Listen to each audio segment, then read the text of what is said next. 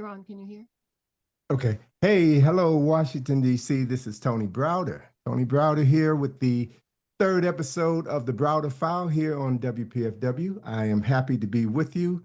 And today's show is a special show. Every show has been special, but this show is going to be very, very special. I want to give a shout out to my brother Ambrose Lane Jr. He and I chopped it up on his program this past Monday, where I discussed part one of survival strategies for Africans in America. And I will join Ambrose next Monday between 5 and 6, where we will discuss part two of survival strategy. So please tune in to WPFW, your station for news, information, and so much more. So listen, folks, I understand very clearly that time is a man-made construct. You know, there are 24 hours in a day and 365 days in a year. And when we were young, time moved so slowly, but as we got older, time seemed to speed up. The days, the weeks, and the months seemed to merge together and to pass in the blinking of an eye. Now time moves so fast that sometimes I don't even know what day it is. Sometimes I wouldn't even know what year it is. Sometimes I don't even know how old I am. But last week, folks, last week felt like the longest week in my life.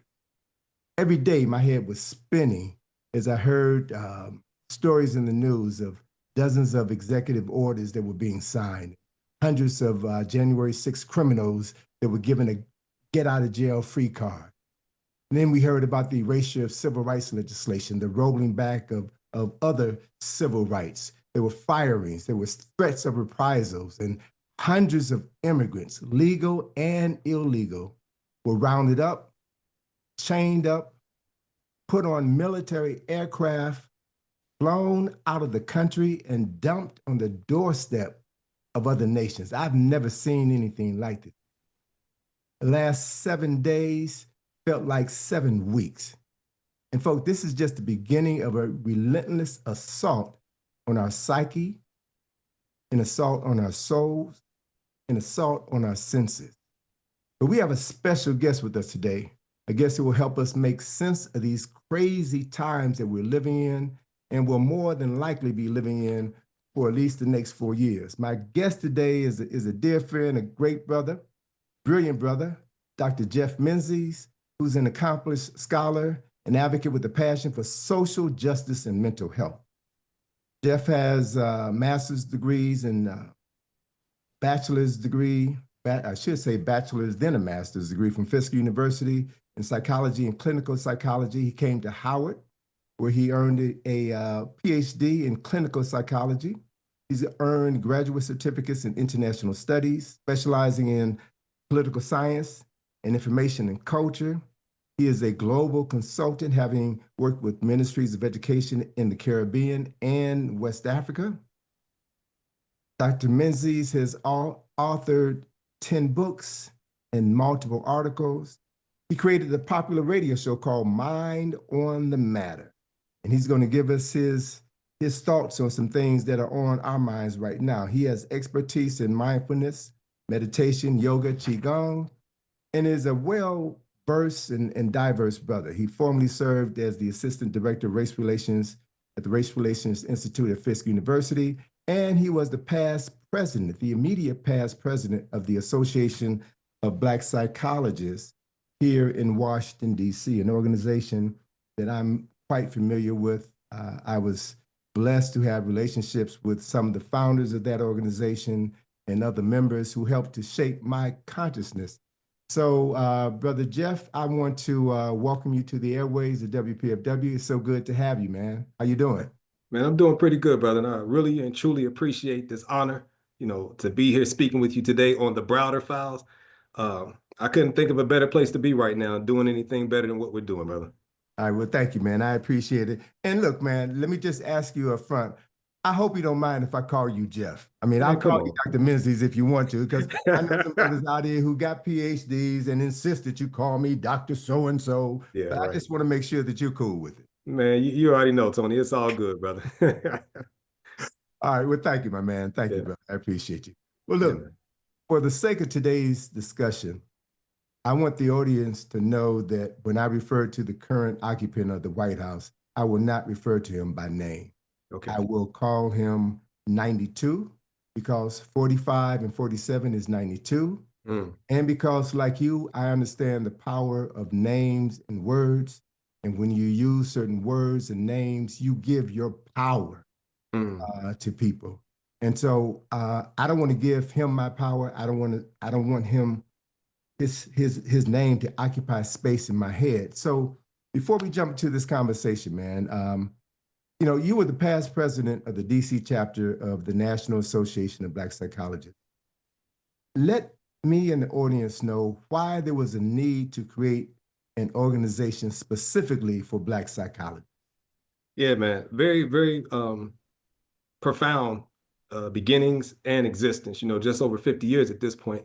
But ABPSI was originally founded because at the time, psychology was so, and mental health field in general was so inundated with racism and white supremacy.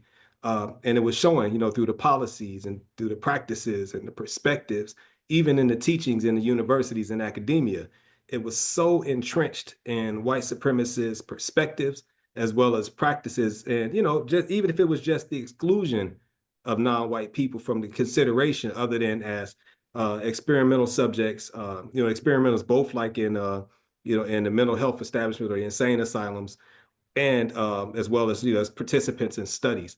Um, and there was this push for more inclusion, and not just cursory or superficial inclusion, but a very deep inclusion of the African worldview. In 1999, and I could read you a quick excerpt. I wrote a book, Practical Psychology, and I devoted an entire chapter to social justice. And Dr. Jules Harrell, one of my professors up at Howard, he Yes. wrote the foreword for me.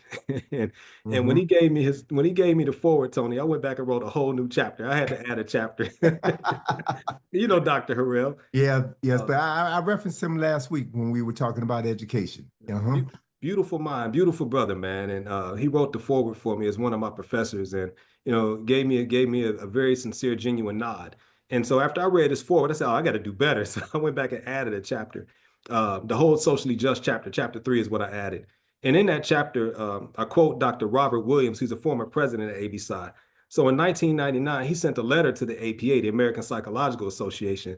The president at that time was Richard Sewin. And he says that ABPSI was organized to, one, promote and advance the profession of African psychology; two, to influence and affect social change; and three, develop programs whereby psychologists of African descent can assist in solving problems of Black communities and other ethnic groups. He said that also the APA had not related to the needs of the Black community, and that the APA had used the Black community as a resource for research, and the APA had never utilized its own resources to assist the Black community in overcoming the effects of white racism. And then fourth, he says that the APA had failed to utilize its resources to eradicate racism within the white community. And all of these points are very important because, as you know, our mental health and mental well-being is one of the most important things that we can have. And Yeah, if you can intentionally disconnect a person from their mental health and their filter and their link to reality, then you could do just about anything you want to those people. And mhm. so it was very important for Dr. Williams and his predecessors like Dr. Nichols and Dr. Hilliard, Dr. Naeem Akbar, and Daoudi Azibo and Dr. Wells. And we have so many giants, man. Kobe Cambone, and we can go on and on. And Wade Nobles, we yes. just lost a giant, Dr. Wade Boykin. You know, Yes, he was one of the pillars at Howard with the triple quandary theory. absolutely. Yes, It's such an important field. I tell my students all the time, Tony, that we're privileged to be expected to learn and master psychology and human behavior, because human behavior and thinking and human psychology is at the foundation and core of everything that we do. And so absolutely. ABPSI was pivotal in bringing the conversation forward and introducing in modern times the concepts of African psychology, which include the African worldview, which is Mhm. very important when it comes to interpreting symbolism, as you very well know. Also, in addressing and identifying what's normal to us and what's actually abnormal. Because if you could skew those two concepts, the game is over. Yeah. I had a brother, a good friend of mine, Melvin Anderson, who's now an ancestor, who was a psychologist, and he was part of one of the first study groups that IKG had created in the mid '80s. And this brother always carried a book with him. Every time I saw him, he was carrying this book. And the title of the book is one that I'm sure you're familiar with. The title of the book was Even the Rat Was White. Robert Guthrie. Okay, okay. So yeah, he opened the door for me to the importance of psychology and more specifically the importance of Black psychology. Look, let me ask you this question before we jump into our topic for today. Yeah. Another very prominent Black psychologist is Wade Nobles, Yes. and he introduced a definition, an African-centered definition of psychology. Can you share that with the audience, please? Yeah, so we're talking about Saku, and originally the word psychology, literally, it means the study of the soul. Mm-hmm. And I won't be able to quote his exact definition, but the overall concept of African-centered perspective of psychology is that we're dealing with the core aspect of the human being. We're dealing with the soul, that spirit, that eternal and immortal aspect of the human that, becomes embodied by the flesh, and that we still exist on that higher spiritual plane, and that this physical aspect is just a manifestation of that. And therefore, our healing and the way that we address psychology or mental illness is on a soul or a spiritual level, utilizing our African spiritual traditions at its core and at its foundation. Yeah. Now that's so fundamental because within the field of science, whether it's social science or the hard sciences, they don't believe in the soul, right? If you can't measure it, if you can't weigh it, if you can't count it, if you can't see it, it doesn't exist. So that was a bold statement to say Yeah. that the essence of this profession is rooted in the healing of the soul, right? Yeah. Yeah. Yeah. Final.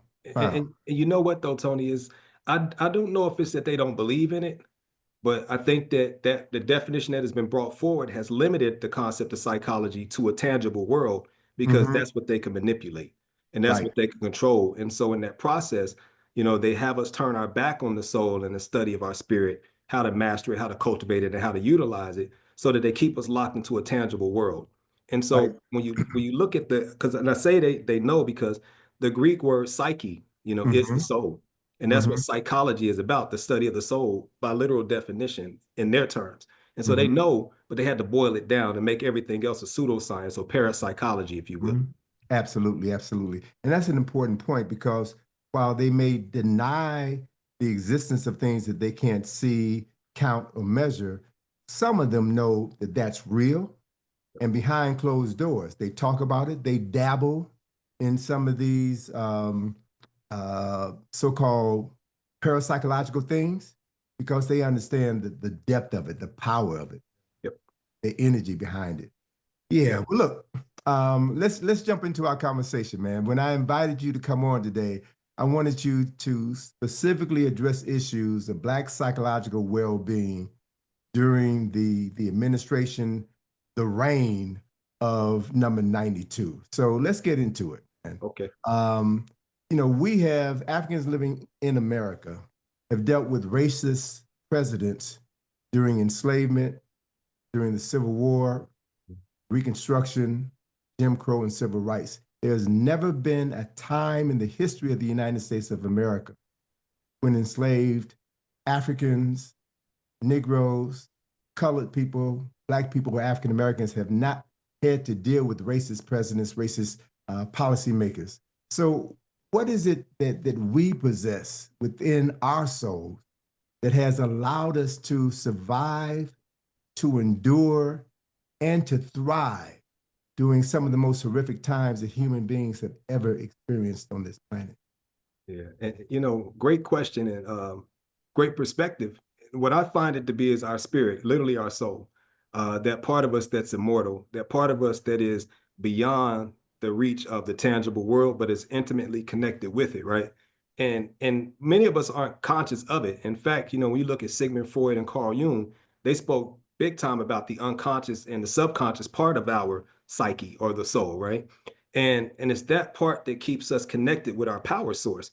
And so whether or not we're aware of it, it sustains us. Matter of fact, Mr. Fuller says one of the best things that could ever happen to us is if they ever decided to try to completely wipe us out. And I'm paraphrasing Fuller, so forgive me, Mr. Fuller, if you're listening. I know I didn't quote you directly, but that is the concept. And somebody said, well, why would you say that? He said, because then whatever's responsible for us being here will ensure that we remain here. And so, in other words, it would be an appeal to that highest power to go ahead and wipe this thing out. It's trying to exterminate us. It ain't our time. Then they will be gone. And so that's kind of like where he's coming from for that. But it's that same power source that has us enduring. And believe it or not, for the listeners out there, we have never totally lost our practice of our spiritual traditions. And so there are people somewhere all But over. explain that, Okay. unpack that. So where does our spirit show up?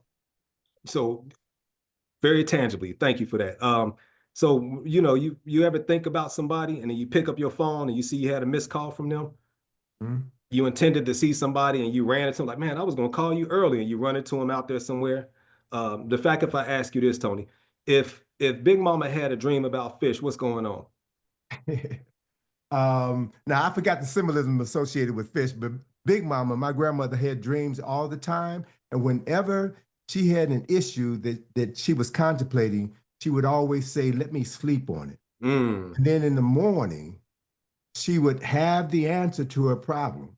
yep, When I asked her, "Well, how do you know?" She said, "A little birdie told me." little birdie. I'm a child growing up in her household, and she always said that it wasn't until I was older, brother, and had cultivated an understanding of Kemet that I realized that birdie was the The Ba. hootie. That That's birdie, what no, the about the birdie was soul. Ba. It was the soul. The Wow. Yep. soul of her ancestors would come to her in her dream, answer the questions, solve the problems that she was dealing with. So, Yep. so you're right, brother. Oh, so Yep. so the fish represents pregnancy. Of course. Okay. Oh, now don't say of course, because I didn't know. Yes, you did. No, Laverne just sent me a text. I didn't know. There's certain things that I don't know, brother, and Okay, I'm I a thought it professor. came I up. I don't know thought, everything. okay. But it I makes don't sense though, right? because yeah. Well, yeah, it makes sense. It makes sense. So for those in the audience who don't know, why does it make sense on a Okay. soul level, on a spirit level? Why does that Thank you. make sense? And I bet money that the majority of the listeners said somebody pregnant. And it's just, we can understand it as like an old wives' tale, Mm-hmm. but really the symbolism of pregnancy, gestation, dreams are altered states of consciousness, and the ocean as well as the moon are all linked energetically. And they Mm-hmm. have been personified as the Neteru of Oset, as Mm-hmm. well as the Orisha of Yemaya, right? Mm-hmm. And you can find it consistently, what Jung eventually called archetypes, which is how we have the same symbolism across thousands of miles and across thousands of years of no contact. And all of that is tapping into what your grandmother was talking about, Mm-hmm. soul. She Mm-hmm. would literally take a question to sleep, and that's the spirit. She would take it into that altered state of consciousness with the intention of finding the answer. And without the hindrances of the physical world and the distractions of the physical world, she was able to literally bring those answers back with her because she Mm-hmm. had that intention. We still have that capability fully.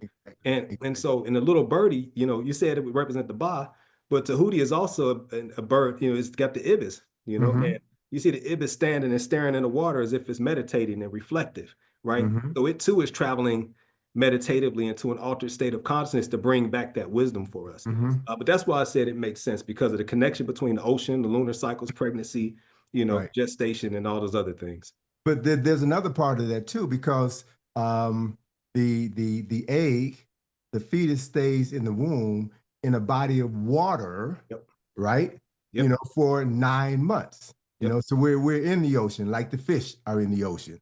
Yep. Our bodies are 70% water. The Yep. earth is 70% water. So all of these liquid associations are there because that's the essence of who we are. That's part of our spirit. That's part of our soul. Yes, sir. Absolutely, absolutely.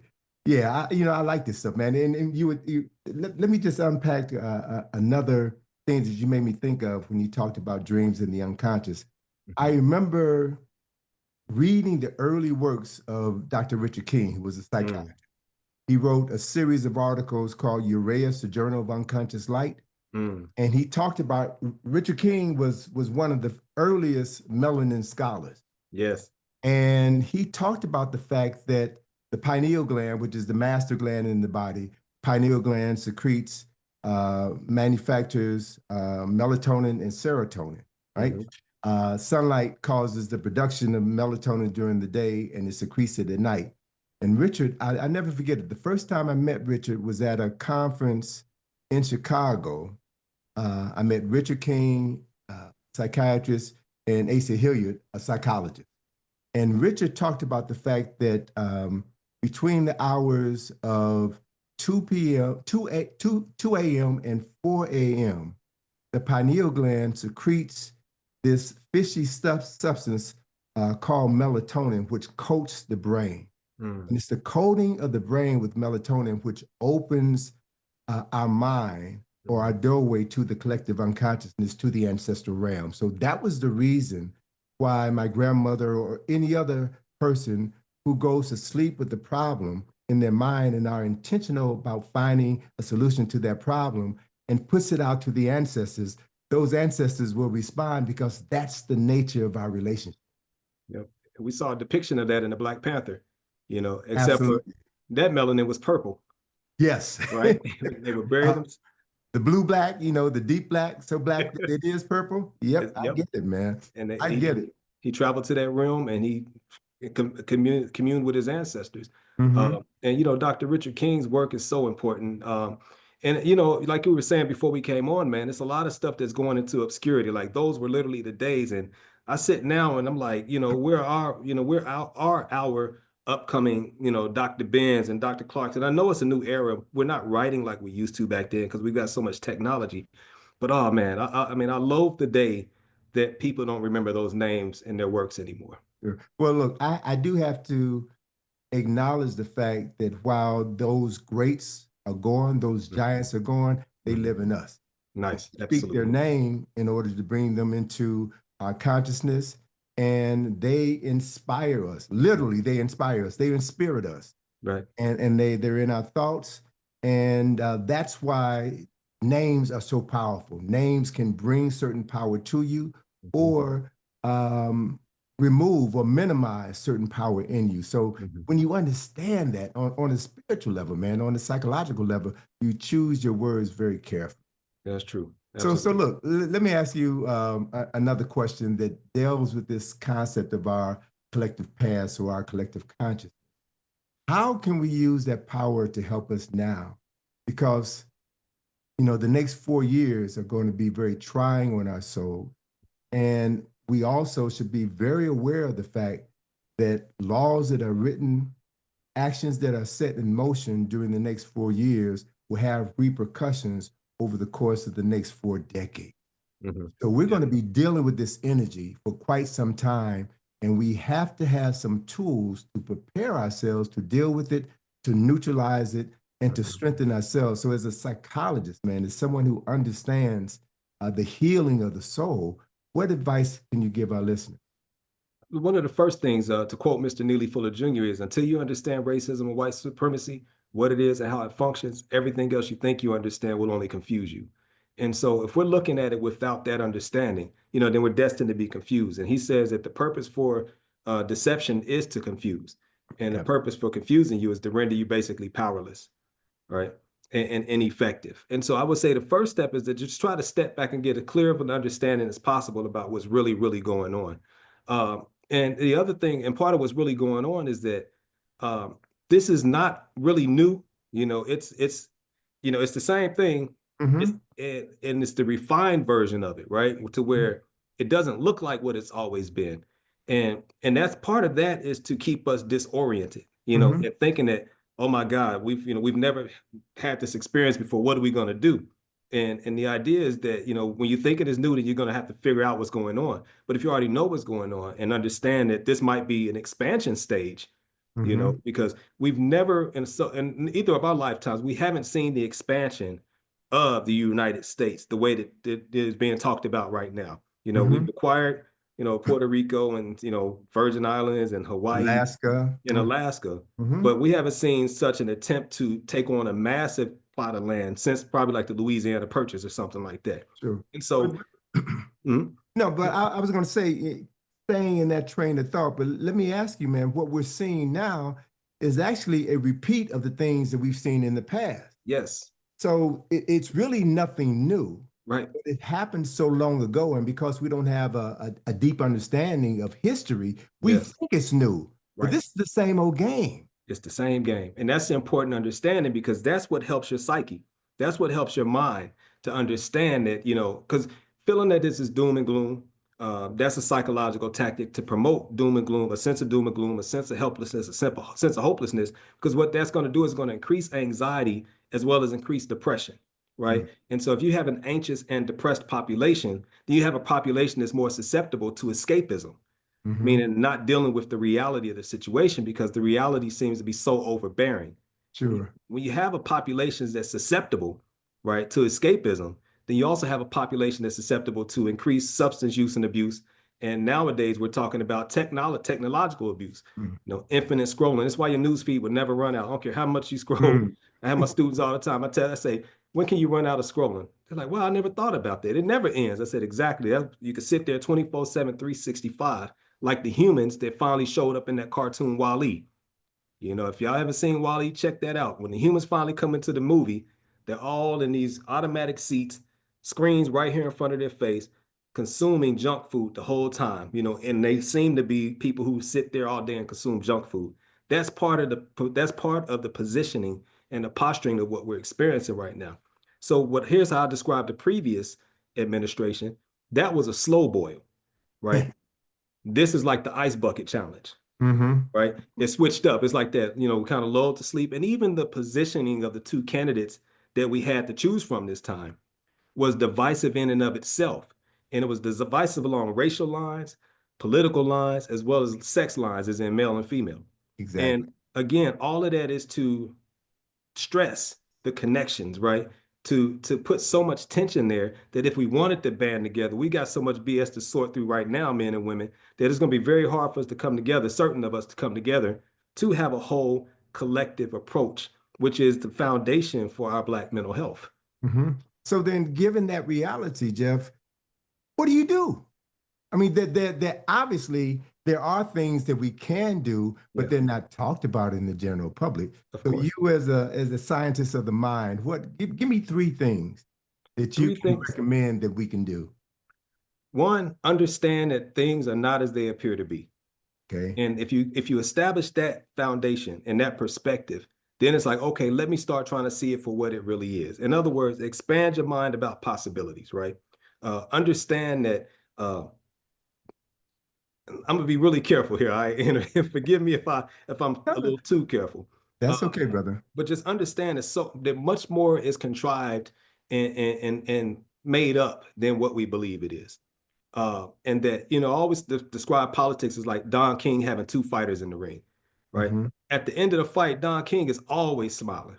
It don't matter who won, and if we don't understand the electoral process or the area of politics, people interaction, then we don't even understand that the popular vote, is to placate, it's to kind of pacify us and to believing that we're participating in a democracy, but it goes to the electoral college. So I always say presidents are selected. Absolutely. So that's one thing. Understand what's really going on, and that things are contrived. So everything is not what it always appears to be. The second point is to become very serious about your self-cultivation and your self-development. Wherever you are, if you have no idea about the spirit and the soul, that's fine. What do you know about? You know about carpentry? You know about, cooking? Whatever it is that's your craft and whatever it is that's in your wheelhouse, become more serious about developing that skill set and being able to apply it for your own personal well-being as well as that of your community. Why would that be the second thing that I suggest? Glad y'all asked. I'm saying that because in that cultivation of those skills, have you read the book Herbach? Oh, yes. I should, the Lubics, yes. And you remember how Chickpea, he started off going to these different crafts and these different master teachers. And the whole point of that process was for him to learn to cultivate different parts of himself, whether it be patience, whether it's being able to follow directions, gain insight. So us going deeper into our craft and cultivating ourselves will be similar to that process for Chickpea, whereas we will begin to find out and discover things for ourselves, become more empowered, and eventually get to the point of self-sufficiency, right? Okay. Hey, Jeff, can I ask you to put a pin in that for a second? Absolutely. We're at the bottom of the hour, and you're listening to the Browder File here on WPFW. And my guest today, my very special guest today, is Dr. Jeff Menzise, psychologist. And I'm not sure if we're going to have a PSA. Yes, we are. We're going to take a break. Okay, we're going to take a break, and we'll be right back after this break. The DC Black History Celebration Committee is proud to announce our kickoff Saturday, February 1st at Westminster Presbyterian. Cool bean.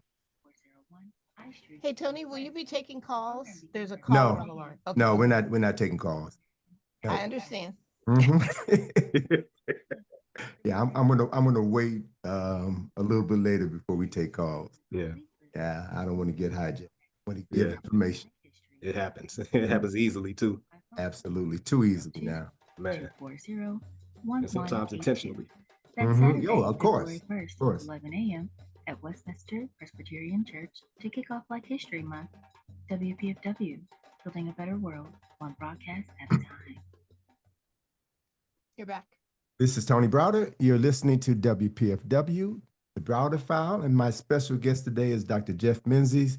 We're talking about your mental well-being and how you can save your soul during the current administration, and literally how to save your soul throughout the rest of your life, because saving your soul is something that you should be concerned about from the moment you take your first breath until you take your last breath. It doesn't matter who's in the White House. It shouldn't matter who's governor. What should matter is how do you make the most of every single day that you have in your life? And that's something that we should exercise more control over. So, Jeff, did you want to finish up on the comments that you were making, or can we move to the next question?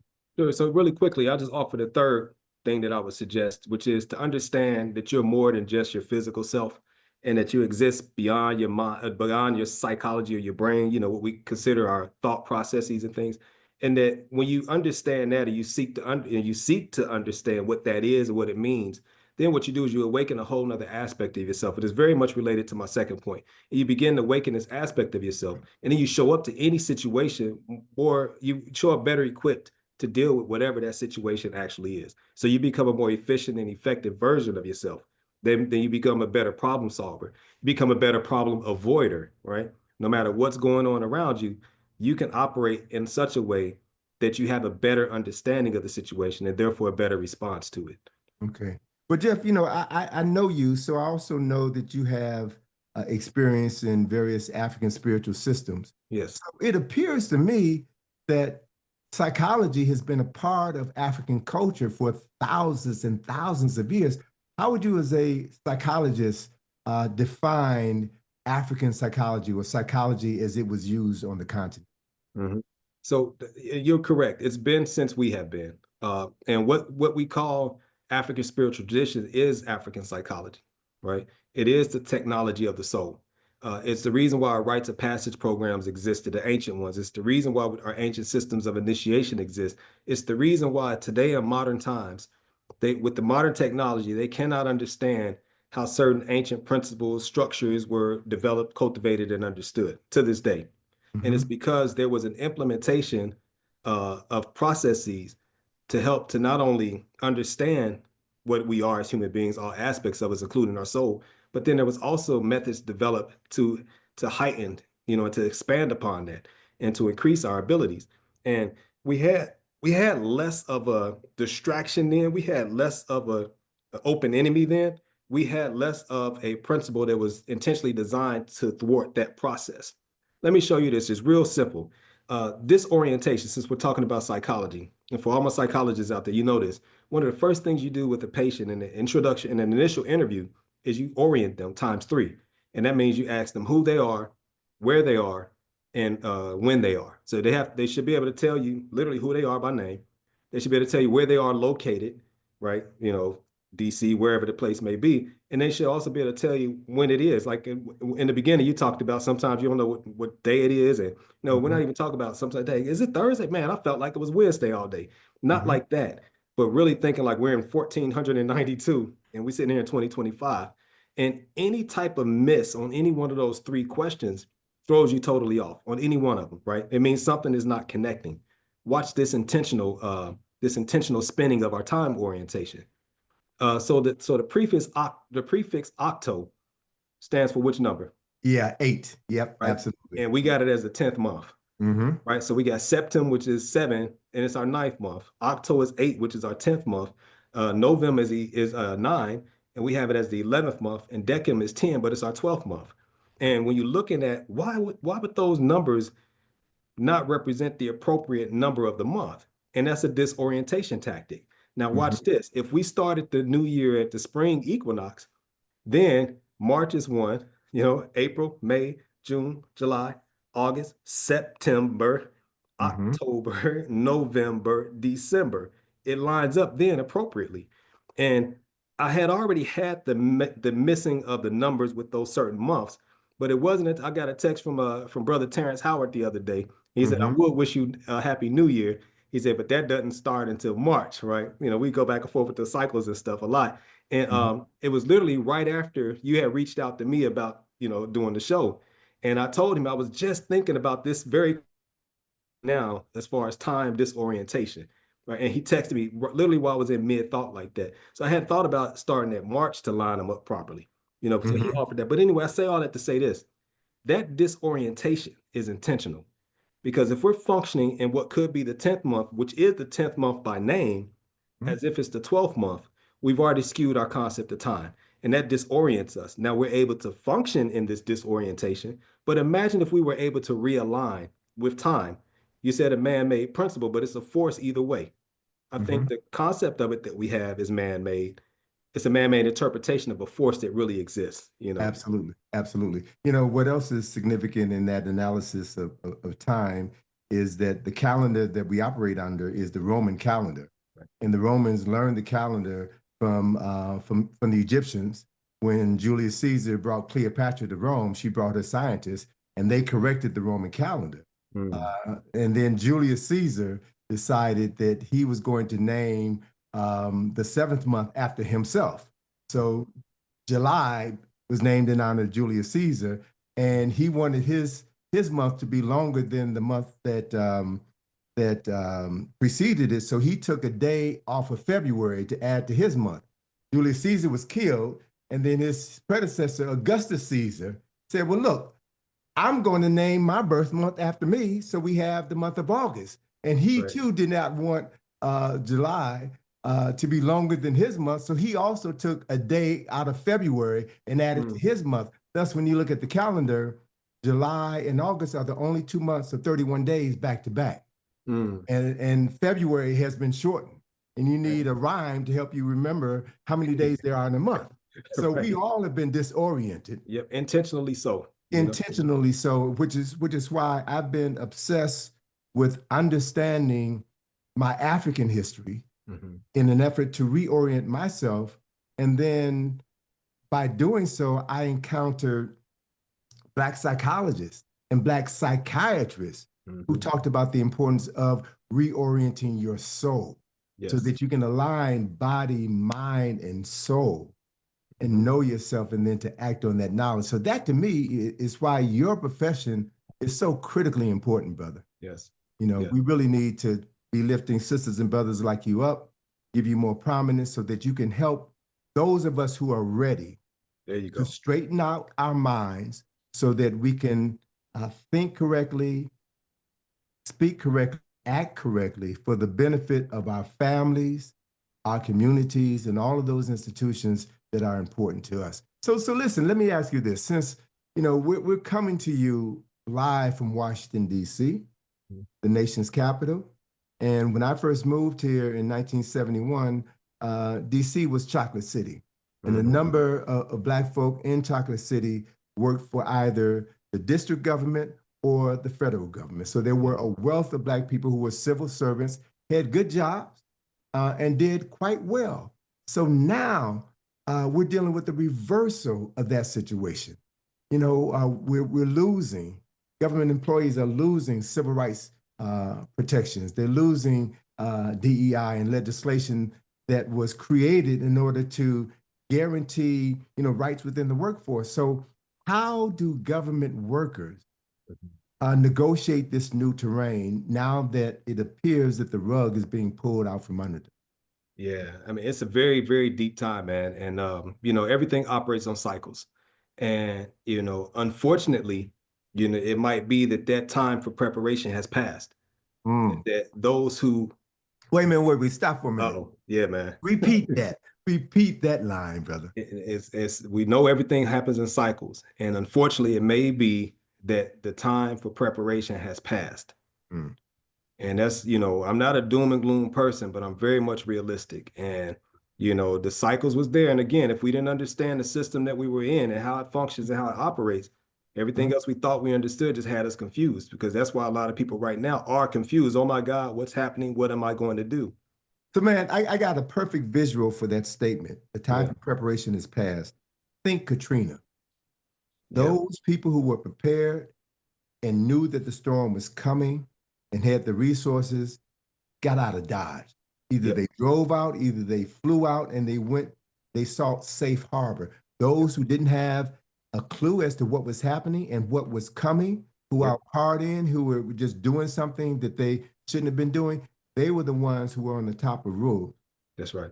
with signs saying, help me. So you're suggesting that it appears as though we're moving into a similar period. And that we might be dab smack in the middle of it. Now, Okay. have the levees blown yet? Not yet. Mm-hmm. You know, and so, you know, it's still time for those evacuation lines, but now it's like evacuate to where? So let's bring it back to the actual conversation of a lot of these federal dollars being snatched away, people Sure. losing jobs, you know, people being bought out or attempting to be bought out, being Mm-hmm. put on paid leave. And there's an attack on anything with certain letters, D, E, and I, you know. And so I mean, years ago, brother, I was working with somebody and I told them, I said, hey, you want to pivot at work. They had a DEI position. I said, you want to pivot? Make sure that they know that you have value beyond this particular role that they've packaged you in, so Yes. that when the wave crashes, you're already in another place, right? Mm-hmm. And lo and behold, within about a year, the position was done away with. And I've talked to several people like that, and some got it, others didn't. But Mm-hmm. even the ones who didn't move before the wave crashed, they were surfers, and so they rolled the wave and was able to pivot. And so what I'm saying is that if you're not prepared already, it's going to be difficult to get prepared in such a short amount of time. And Dr. Joy DeGruy, she said something very, very, very grim one time. She says, you know, the reality is that everybody might not make it. Of course. Well, look, man, you mentioned earlier that you didn't want to be about gloom and doom. I'm a realist as well. I study history, and as you said, I understand history goes in cycles. And my personal feeling has been when the stuff hits the fan, 90% or more of our folk aren't going to make it Yeah. because they aren't ready, they aren't prepared physically, mentally, emotionally, financially, or spiritually. And, that used to bother me until I expanded my understanding of what life is about Mm. and how life goes in cycles. Mm-hmm. And that, we come back and the quality of life we experience when we come back is based on the quality of life we lived when we were here previously. And Yeah. all of these lives are connected. Yep. So you'll have the rest of your lives to get it together. You know, I was at a Michelle and cello concert the other night, and she did her new album, came out last year for James Baldwin. It's like the gospel of James Baldwin. Okay. And she has this song that it's something about the Lord. And she says, and when I say Lord, I'm talking about Audre Lorde. But there's a quote, you know, Audre Lorde said that we weren't meant to survive. And when you understand that, you know, that you're not going to get out of this particular life alive, right? That's just what it is. And it changes your perspective of how you live it. But you know, it's one of those things, brother, that, you know, that like you said, your health wise, your finances, your psychological state, if depending on the conditions, all those things is going to be how you're going to weather this impending storm, even if you realize a storm is coming. You know, there are more subtle ways to perceive when things are coming. It goes back to that spiritual cultivation. You know, we would develop ourselves, you know, like Ampu, the jackal head, psychologically speaking, those are all different personality types as far as I get it. And they talk about different cognitive attributes that we have. And so when you have the jackal head, that's somebody whose senses are keen. That's why it's, you know, it's discernment, right? Because you can hear better, see better, smell better, pick up subtleties. Some people don't know it's raining until they're getting hit with the drops. Yeah. Other people know how to look at the birds and how they're behaving on the ground. They're pecking, the storm is coming. Other people feel it in their knee. They're like, oh man, my knee acting up, it's a storm coming. Some people get barometric headaches, you know, but it's about picking up on these things more subtly and being able to hear that whisper, that inner voice that guides you, and unapologetically following that voice, right? And I would rather be wrong following that voice than wrong ignoring it. Exactly. This is good, man. I'm loving this.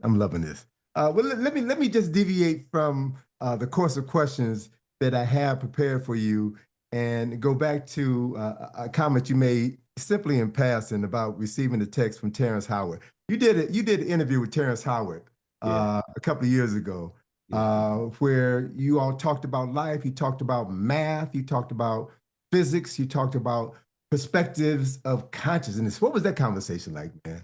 Man, every conversation with that brother is mind blowing. Because he's one of our. One day we were talking, and I told him, I said, you know what, Terrence? I said, you're a modern day George Washington Carver. Mm. He said, whoa, why would you say that? I said, well, think about it. The level of understanding, awareness that you're presenting to the world, it's as profound and as revolutionary as what he brought, and it really is on a whole nother level. And then I said, but you know what the number one difference is between you and him? He said, what's that, brother? I said, you got your patents. You own your patents. Because George Washington Carver said, God didn't charge me for it, and so I'm not charging man.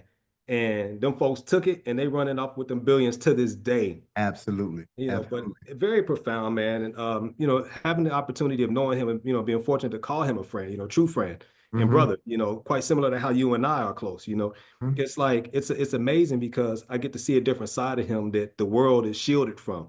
And it's like intentional veil, like how he is with his children. I mean, he's really about child development to the point to where he intentionally has his kids writing with both hands to stimulate in both hemispheres of the brain. So I literally went and got some preschool letter number tracing books, and I started practicing with my left because I understood the psychology and the neuroscience behind it. He's a true treasure, as far as our ability to freely think. And he doesn't have that fear of losing his celebrity for speaking what he perceives to be the truth. Absolutely. Absolutely. You mentioned George Washington Carver, and this past Monday, one of the other programmers here on WPFW, Brother Kaba, who I believe you know, he was playing Stevie Wonder's some songs from Stevie Wonder's album, Songs in the Key of that's Songs in the Key of Life. Secret Life of Plants. Secret Life of Plants. Yes. And there was a film with it was a soundtrack. The album was a soundtrack to the film. And the film and the album were based on a book written by Peter Tompkins and Christopher Boyd. And there was a chapter in there called The Wizard of Tuskegee. Yes. About George Washington Carver. And back in the day when PFW had a program called Morning Reading. And I knew the brother who operated that program, Brother Kalanje, Brother Vince Godwin. And I recommended that he read that book on the air. It was a phenomenal session. And so it just so happened that a brother who taught at Howard in the science department was a student of Dr. Carver. And he shared, and so she brought him on the air and had him talk about his relationship with Carver. And one of the things that stuck with me, and this had to have been in the late 70s and early 80s. This brother said the Carver would begin every morning and get up before sunrise and walk out into the forest to be with his creator. And then he would come into his laboratory and work on different experiments. And in one particular instance, he was working on either the sweet potato plant or the peanut. And he sat down and meditated in front of that plant and talked about how marvelous it was. It's such a fantastic creator. Tell me your secret. And he said that the plant communicated with him. He wrote down that communication. And with that transmission of spiritual knowledge from the soul of the plant to the soul of George Washington Carver, he produced all of these items, which he didn't patent because, as you said, it didn't come from me. It came from the creator. So that's a whole different level of relating to society, relating to the material world and spiritual world, which, unfortunately, the people who run the world have no idea of the significance of this power and how to use it correctly. Man. Yeah, go ahead. You done opened up a bucket of worms with that. Several things. So Peter Tompkins, they have another book called The Secret Life of Nature. And in that book, they talk about the spiritual entities behind the plants. And it's so profound, man. I studied that book while gardening. As I was building a whole new garden at our home in Tennessee, and I was studying the book out there in the garden, meditating. And they start talking about like salamanders and the gnomes and these different creatures that live behind the plants, like behind meaning in another dimension, but help the plants to actually grow and do what they do. And so when you talk about Dr. Carver communicating with the plants, according to that particular philosophy, it would be that he's communicating with the nectar of the plants, if you will. And it's like I was sitting there watching some eggplant grow, and it's like the purple flower was there. And what I realized, and you could start seeing the actual eggplant coming through, and I realized in that moment that that was Sabah, or it was like a portal, and Mm, the mm, eggplant was coming through the portal because you didn't see a bulge in the actual stalk that it was growing on. It just sure. kind of appeared at the flower. And it Yeah. was just so profound to me. And, just, and that tied it into what what Malidoma Somé says in Mm, Water and the Spirit yes. with the Candomblé, those other spirits that, come in and out of the dimensions. It all Hmm. lined up. And then one other thing that you brought to mind, and quickly, that song from A Secret Life of Plants Hmm. about George Washington Carver and Dr. Bowles, he pays tribute to both of them in that song. Hmm. It's a, on we go to where who knows, to a place that's filled with non-believers. That's the chorus. And the first verse, I think, is about Bowles, and the second one is about Dr. Carver. It's a Okay. beautiful song. I mean, everybody listen to that and just kind of vibe with it. It almost brings tears to my eyes every time I hear it, man. It's so I'm, powerfully profound. I'm going to have to go back and revisit that album. And one of the things that I referenced to Kaba after the show was that another song, one of my favorite songs on that album is "A Seed, a Star, a Seed," Mm. which was recorded at Festac in 1977. And the song was written to coincide with the Sagui Festival among the Dogon, which represents the return of Potolo and Sigitolo, Sirius A and Sirius B, which follows Wow. a specific pattern. So Yeah. there's so much science, man, and knowledge and spirituality in that song of Stevie Wonder. But look, brother, look, we just about have run out of time. Hey, And I got more questions for you. So you are going to have to come back, please. and on the regular, man, because I like the flow, I like the exchange of energy, and I'm sure our listeners are benefiting from that. But before I let you go, I want you to respond to something another brilliant Black psychologist said, and this was Brother Amos Wilson, who Okay. left us Woo. much too soon. One of Amos's last lectures was given in New York, and I forget the date, but it was not too long before he passed. And his words echo through my mind. Brother Amos said that an act does not end at the end of its occurrence, but continues to move down through the ages, influencing generation after generation after generation. How does that statement land on you? How does it land on your soul? It rings perfectly true. And it lines up with the concept of Genesis, which people think is the book of the beginning, but it's actually beginnings or Keprah, the Mm-hmm. ever becoming, Mm-hmm. And so it's in line with that same concept that, what you do now continues to be done in one form or another. Every word that we're speaking, even though we may not audibly hear the sound in the moment, it's still reverberating, at Yes. the vibratory essence. And we have touched somebody's soul and inspired them to go further. And so that's what I get from that. And real quick, Dr. Wilson, he never saw Blueprint for Black Power completed. Yeah, yeah. He gave his life literally to that book. Absolutely. Well, look, man, it's time for us to go. This is a Yeah. phenomenal conversation. We will have you back. Please. Thank you so much. This is Tony Browder. This is the 10th episode of the Browder File. In a couple of weeks, I'll be back during the pledge drive. And for those of you all who've told me how much you love my book, The Browder File, or Nile Valley Contributions to Civilization, or Survival Strategies, or Egypt on the Potomac, in 2 weeks, I'm going to be asking you to make a pledge to WPFW to ensure that we can keep this phenomenal station on the air, keep this information flowing at a time when we need it more than any other time in our lives. So it's my pleasure, it's my honor to have you as my guest, Jeff, and we will have you back. Quickly, before you go, give us an email address or a website, how people can reach you. Okay, website is Mind on the Matter. So that's mindonthematter.com. Email address is drjeff@mindonthematter.com. All right. Thank you, brother. This Appreciate is you. Tony Browder. This is our 10th episode of the Browder File. I will see you Monday with Ambrose Lane Jr. at 5 o'clock. And then the following Wednesday, we'll continue our program with a very special guest. We're going to have Robin Walker from the UK, who will talk about his book, When We Ruled. And we've got some good things coming your way for the entire month of February. Black History Month is not just the month of February. Black history is every month that we live and breathe. So we end every episode inviting the spirit of Maurice White to be with us and to remind us that this life is all about love. It's about loving yourself. It's about manifesting the power of love within you and growing stronger and stronger with that love.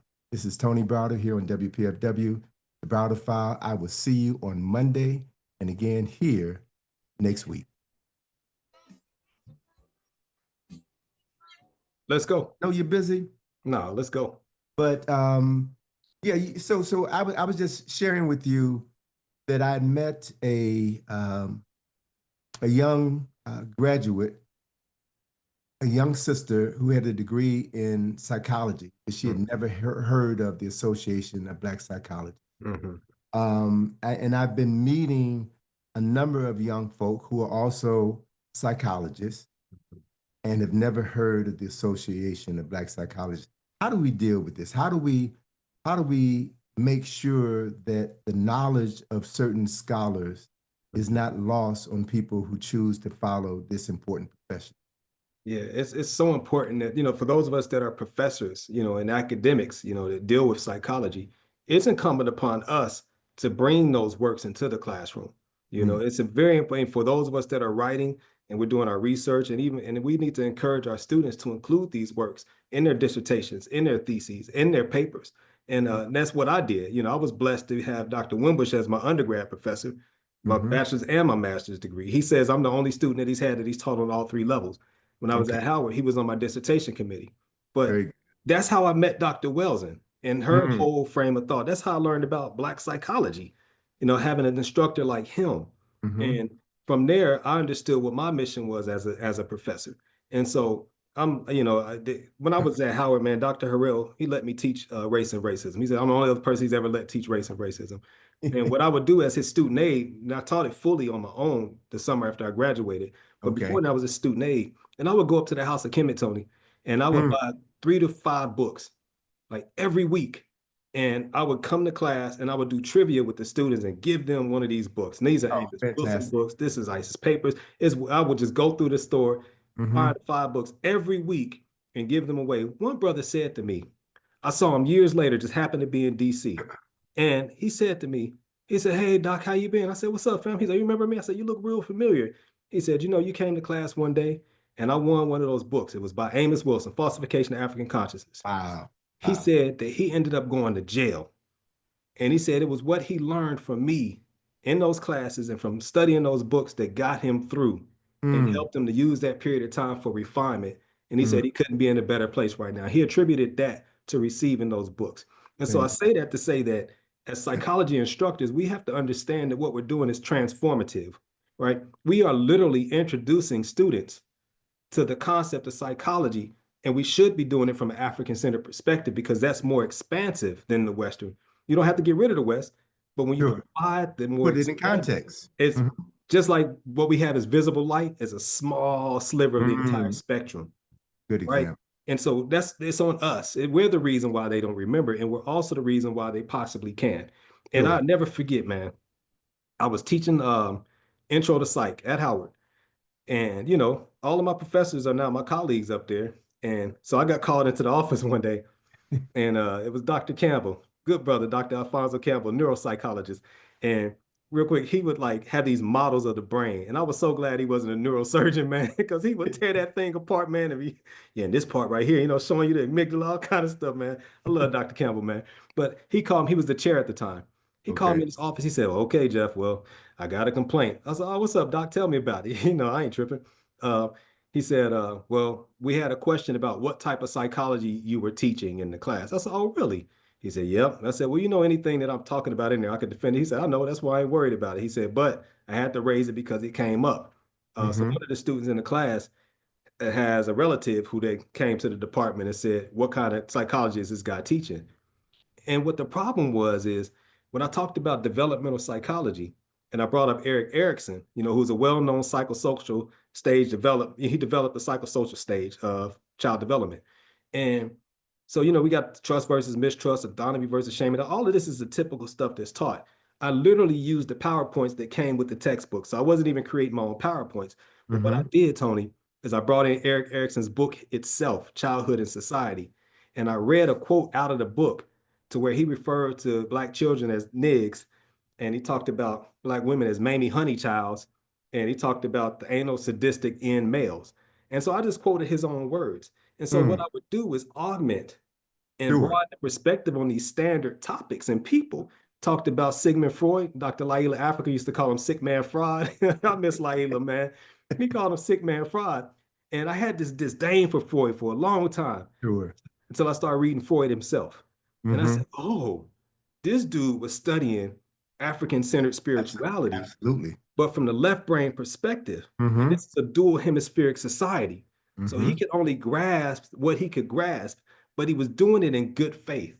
And so Mm-hmm. he could only reproduce what he could reproduce. And so I had to literally, when I wrote Practical Psychology, I had to pay the British Museum for an official copy of pictures from his office. This dude had Kemetic statues all on his desk, on the shelves. He would meditate and pray to Tahuti for the wisdom to be able to interpret the dreams and the symbols that he was able to do. I, And I would bring that to class and said, this is the mm-hmm. type of psychology I'm teaching, Doc. You know I'm not in there tripping. He said, I know, Jeff, I was never worried about it, but I Mm-hmm. had to say that I actually did it, so I had to actually do it. And I knew that you would pass the mustard, so no worries. All right. Well, look, man, two things you said that I have to respond to. Yo. Back in the 1970s, mid to late 1970s, when I was just beginning to get into this, I had a series of Time Life books on a variety of subject matters. And one of the books had something to do with the mind. And in that book was a photograph of Sigmund Freud's office. Mm-hmm. And what I never forget is, and this was, so it had to have been after 1977, because that's when I saw the King Tut exhibit twice. I saw it once when I went to see it through the eyes of an artist. And then I saw Ivan Van Sertima on February 21st, 1977. And he told me that the Egyptians were Black. And with that knowledge, that was the first time anyone had ever told me the Egyptians were Black. So I went back to National Gallery of Art to see the exhibit again. And this time my mind was free, right? Yeah. So I'm all into Egypt. I saw this photograph of Freud in his office. And just as you said, he had all of these Kemetic statues on his desk. He had to be at least over a dozen Kemetic statues, various nature groups. And then there was a photograph of his sofa with a blanket on the sofa where he did his psychoanalysis. And then on the wall was a lithographic print of Abu Simbel. Abu Simbel. And I knew at that moment, so that photograph was taken probably in the 1920s. And so the discovery of Abu Simbel was less than 50 years old. Wow. So for Freud to have a picture of Abu Simbel on his wall meant that he was deeper into our culture, our spiritual traditions than anyone ever knew. That's so, right. And then you mentioned also going up to House of Kemet to get your books. Well, Yes, when Black Panther came out, I was talking to some brothers who were in school with Chad, and they said that Chad, as a part-time gig, worked at House of Kemet. What? So he had access to Dr. Wilson. He had access to my books and Asa Hilliard. And that shortly after he graduated from Howard, he wrote a play called Isis and Osiris. Wow. And the play was only performed one time, and I forget, maybe in Kentucky or someplace, some obscure theater.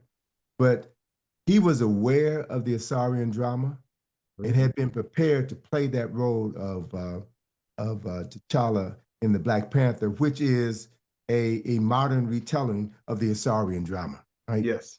So it's interesting that we here in the DMV have access to so much information. Man. And I finally have gotten to the point, brother, where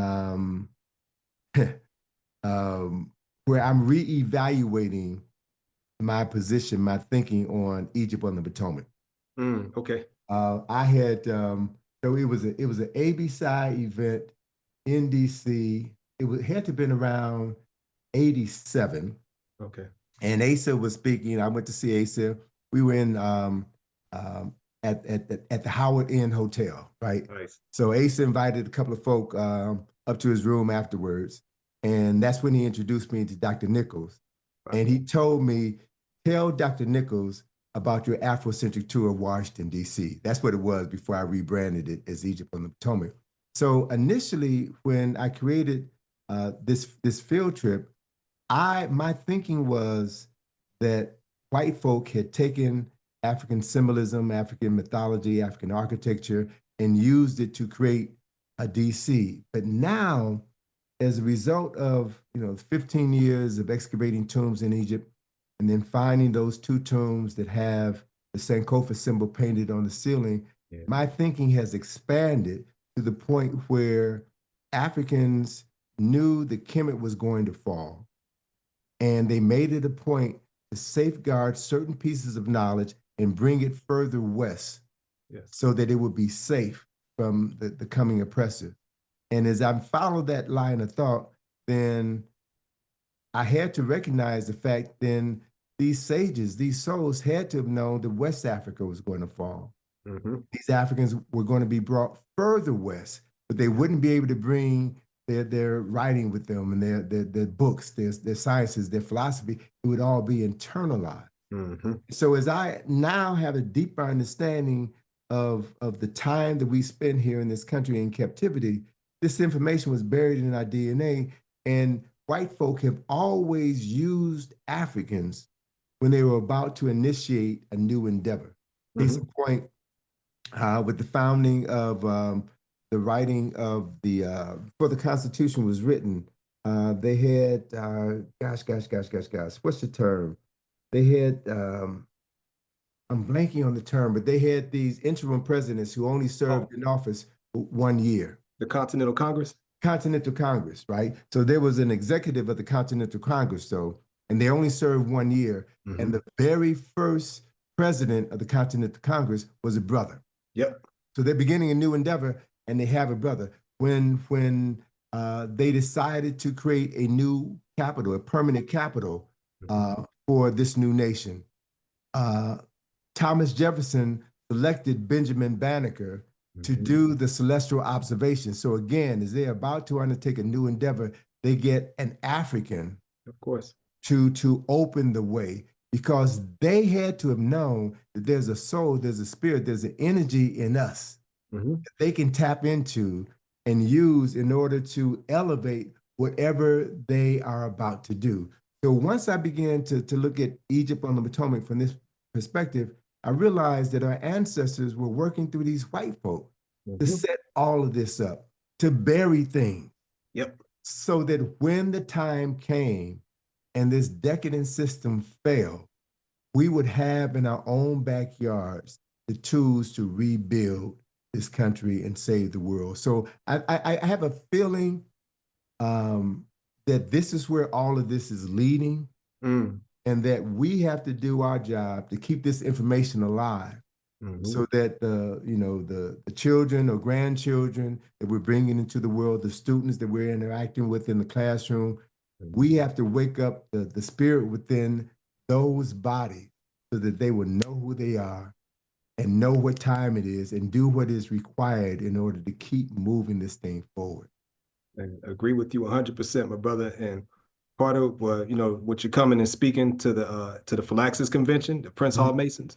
One of the things that I understood as soon as I got in was that we were not given the fullness of the craft. And I remember walking on U Street. We had actually went to lunch on U Street. Most of the Prince Hall brothers from the DC Lodge, and then we also had one of the white brothers, from down at the Scottish Rite Temple. We were all breaking bread, and at this point, I had been espousing this. I had already written, symbolically speaking, and so I had a chance to sit down with a very high up, very well respected one of our white Masonic brothers, and I said, "Hey man, can I run something by you?" He said, "Of course." And they had already told me he knew who I was and had already known my work. One of the elders out right now, they already know who you are. So anyway, I said, "Hey man, I had this thought one day." I said, I had this notion that when we woke up and reclaimed our craft, that y'all had to give it back to us. I said there was some agreement that took place. This is how it's coming to me, is that there was some agreement that said, if they ever wake up and if they ask for it back, you've got to give it to them. And he just kind of looked at me. And I said, and then what I also realized is that you didn't have to tell us how to use it. You just had to give it back. And I Yeah. said, and that's why we're in the condition that we're in today, because we haven't yet realized that But we don't have the same utility of it that you all do. And Mhm. you're not obligated to tell us how to use it. You just Thank have to give it back. And I said, and this is what you're talking about, Tony. You all are also watching us for the parts that you couldn't interpret and understand so that you can put the complete thing back together and continue to excel. He just kind of looked, he said, I said, thank you for that.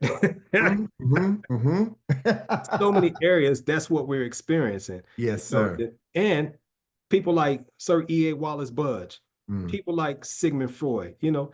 they're part of their purpose, like when Ra tied Set to the front of the bark, didn't kill him, Mhm. and Yeah, part of that exactly. Set energy is the analysis and the breaking down of things. And so he was you and communication and technology, as some of the older, more recent stories talk about, but they were destined to transcribe it with their meticulous selves. Every Mhm. detail of the medu neter on the wall. They got volumes of books just transcribing. Uh, R.A. Schwaller de Lubbock's, Yeah. literally in the temples, and Aisha was there with him doing Yeah. her own thing. 15 years. Come on, man. Documenting every square inch of that temple. Yes, indeed. Without them being used by Mhm. our ancestors, we wouldn't have half the information that we do, Absolutely. and probably wouldn't have been inspired to go back as many times as you have, as Yeah. many times as Yahtzir has, as many times as Asa has. You know what I mean? And Ashwa Kwesi. Mhm. This just would not have happened without them being utilized to Mhm. help us with this continuity of our tradition and our knowledge and our insight. I agree with you 100%, Yeah. brother. Yeah. And you're right. Something big is coming, and we have been prepared. Some of us have been prepared for this. Yes. And what I want to deliver, well, the message that I want to deliver to the brothers in March has to do with what I discovered by accident, and I'm a person who don't believe in accidents. Yeah. When I went into this tomb that would never be open to the public, Mm. and learned, and that was one of the tombs where the Sankofa symbol was painted on the Okay. ceiling. It's the largest tomb in all of Egypt, Mm-hmm. bigger than any tomb in the Valley of the King. Wow. It's the tomb of a Cushite priest. Wow. And it's larger, it has 22 rooms, and carved on the walls are all of the sacred texts going all the way back 2,000 years to the Old Kingdom. And I realized, well, I was told that the owner of this tomb was like the head librarian of Kemetic wisdom. He was a Cushite, Okay. 25th dynasty, Wow. and the French Egyptologist who ran that site was emphatic when she told me this is 25th dynasty. They would try to say he's 26th dynasty, but don't believe them. It's 25th dynasty. And this particular this particular tomb was used as a meeting place for the other priests of our men. Brother, it's large enough to accommodate over 1,000, right? And at the entrance to this tomb Yeah. is a life-size bas-relief of the occupant of the tomb and an image of his mama, right? And there's this greeting, paraphrasing now. He says, "To you who have not been born, Mm. come into my place, look around, and study what is here. Our men will bless you if you restore what is in this place." And for me, that statement is an invitation to those who had not been born, those who had not reincarnated yet, who were going to come back to the Nile Valley. So you come and see here, see what we did. Mhm. And the restoration is not the restoration of the tomb, it's the restoration of your memories of when you were here, so that in the present moment, in the future, you could wake up other brothers and sisters who also assembled in this space, Mhm. and then restore your consciousness so that you can restore the world. I can't help but feel, brother, that this is what all of this information is for, and we've been preparing ourselves for the changing of the guard. Yes. And we just have to see ourselves as the knowledge keepers and know that this is our sacred duty to learn as much as we can for as long as we can, to preserve it and pass it on to those that we know are duly qualified to receive this information, and we use it for the betterment of our folk. Right? Yes, So, 100% with you, brother. I mean, we look at the reason why they mummified the bodies and preserved the bodies. It was because they needed vehicles to come back to. And that was part of it. And that's why, in the old cartoons, they have the mummy walking around like a monster, like a possessed monster, because they knew too that we were intended to come back, and we preserved vessels that we knew could carry that amount of energy because it carried it once before. Yeah. And now, as we resurrect, we've had our holistic healers, to teach us about how to live, how to cultivate our energy, how to protect our vehicles, our bodies. I think that once again, we are, like you're saying, we are coming back. The vehicles are strong enough now to possess that level of consciousness once again. Because it's like, if you got like a 12 gauge wire and, you got 16 gauge worth of current coming through, you're about to fry something. Exactly. And it's just, it's a beautiful thing. I'm so honored to be a part of this process, knowingly a part of it. Coming to DC, it's probably one of the best moves. And I could see how it was in my trajectory and in my path. You spoke earlier about how we're exposed to so much in DC. Sure. And I would tell people all the time, like, man, you'll mess around and be in Whole Foods and you're running a Dick Gregory. You know what I mean? Right. Dr. Wells, and it was Tony Browder, you know what I mean? It's just like, it's just a part of the life. And, this is a very fortunate time in spite of what's happening politically. This is just all a part of the process. It's the changing of the tide. The pendulum is swinging. It always swings in both directions. And if we understand that, Aisha Swallow DeLubic's book, The Opening of the Way, she has a chapter called The Pendulum. It's very profound. She took both volumes of her book and boiled it down to a smaller, dense text of all the wisdom. And that pendulum talks about how, everything swings. It only swings as far in one direction as it does the other. And the idea is when it's swinging in your favor, that you prepare for the swing back. Exactly. And if you don't understand those cycles, and if you don't understand it, like the trees, for example, they have to shed they don't have to, but they intelligent enough to shed their leaves before the weather changes and before, it gets below freezing, because the leaves have water in them. And if they tried to maintain their leaves, it would freeze and they would die. Exactly. So cyclically, they withdraw the vitality from the leaves, put it back in the branch, the trunk, and the roots, drop the leaves rather than have them freeze off. And have the branches of the tree fall because of the additional weight. Yes. You see? And so they shed all of that for the sake of preservation, and people look like it's a loss. But no, it's a swinging in that direction.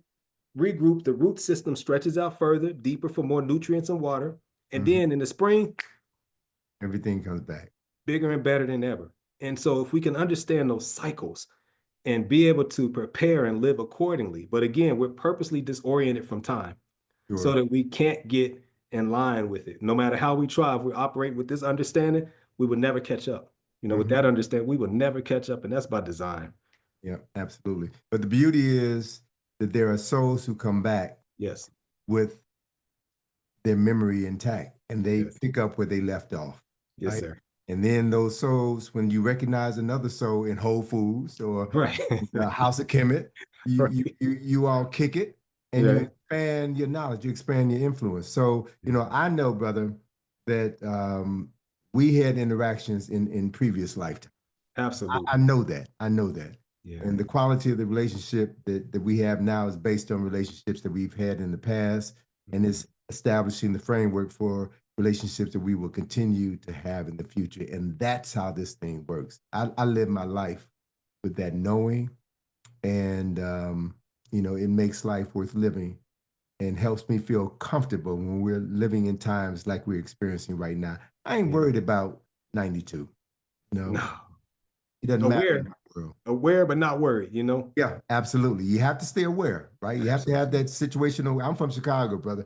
I don't walk into a space without, You're right. Scan the room and sit with your back away from the door. Away from the door. Absolutely. Yeah. And look for the exits, right? That's right.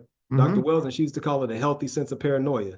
You at war, you better be paranoid. Absolutely. And it's not, the debilitating type of paranoia. It's the ever aware type of paranoia, because you understand the context within which we're existing.